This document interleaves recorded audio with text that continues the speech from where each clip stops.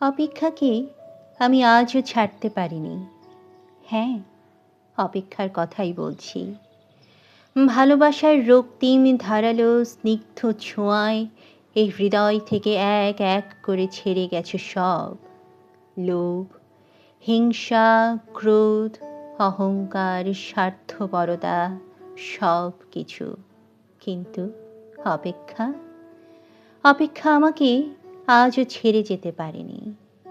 আমি ভালোবাসার জন্য সব কিছু ছেড়েছি, শুধু অপেক্ষা ছাড়া।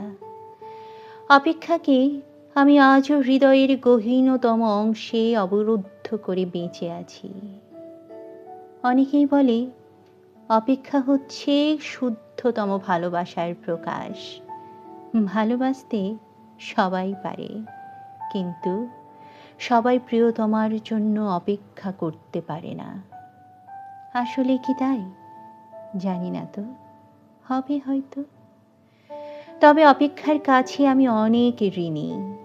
প্রিয়তমার জন্য অপেক্ষা আমাকে পাখির মতো সহজ হতে শিখিয়েছে, শিশুর মতো অনাবিল হতে শিখিয়েছে, আকাশের মতো বিশাল হতে শিখিয়েছে, ফুলের মতো স্নিগ্ধ সুন্দর হতে শিখিয়েছে।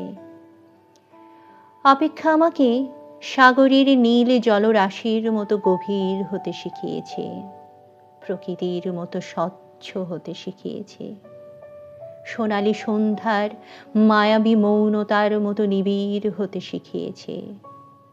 শেষ পর্যন্ত অপেক্ষা আমাকে কবিতার মায়াবী অনিন্দ ভুবনের কাছে নিয়ে গেছে।